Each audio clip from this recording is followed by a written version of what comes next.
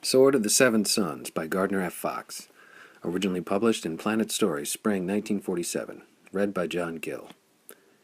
Part 14. Bare space towered over the tossed rocks, flat on top and jagged at the sides. A steep path rose sharply to the level of the empty mesa, up which 3 men would walk abreast. It was the only means of entrance to the fortress of stone, and behind it, as though sheared by a gigantic sword, the cliff was cut away. Behind the mesa, dropping thousands of feet straight down, a gorge was sliced into the mountain.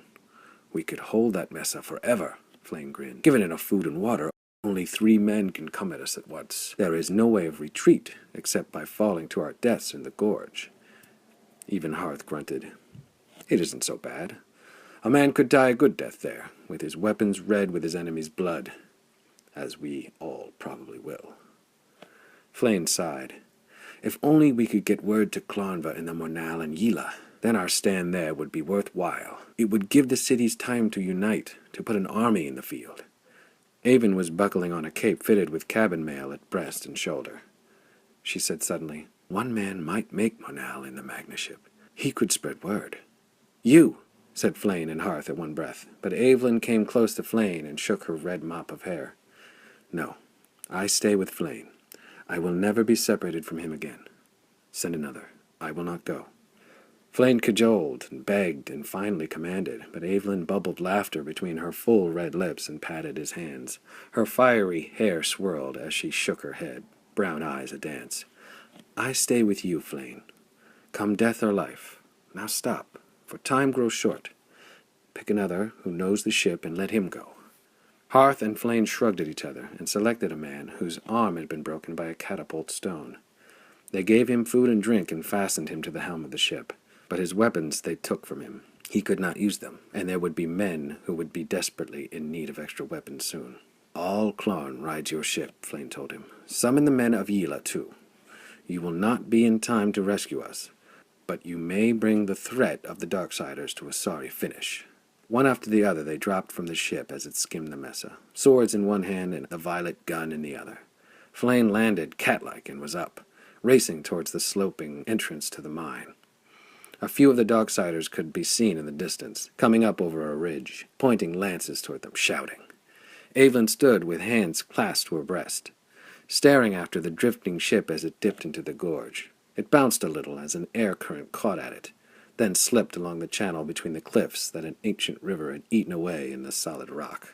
"May the All-High have him ever in his sight," she whispered. An arrow whined past her.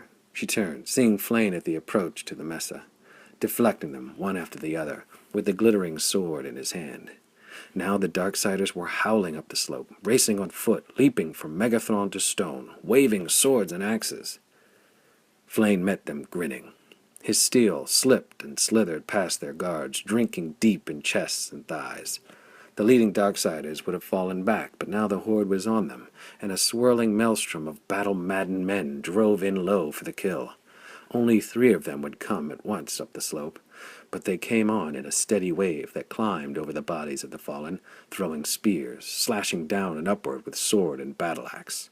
Flame fought until the breath whistled in his throat, until his arms were scarred with wounds and ran red blood. Someone yanked on him, pulled him from the press, and he stood sobbing for air as Evelyn dabbed a dry cloth at his cuts. When she offered him white wine in a copper flagon, he drank deep. With the back of his hand he dried his mouth and grinned at her.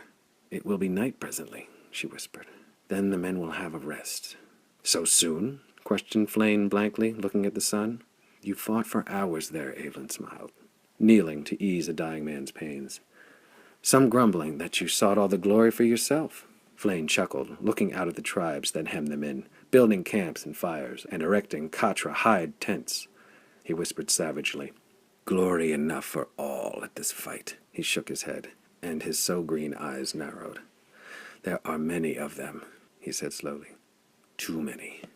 He lifted the violet gun and carried it to a jagged edge of rock, rested it in a crotch of stone. Leaning cheek against the wooden stock, he smiled mirthlessly to himself, thinking, "I will reduce some of that number now." His finger pressed the button of the gun, and a lavender flame swept from the muzzle towards the assembled horde. Bolt after bolt he fired carefully, until the ululating wail of the stricken Darksiders reverberated from the cliffs. The violet gun clicked and made some odd sounds. End of Part 14. Thank you for listening.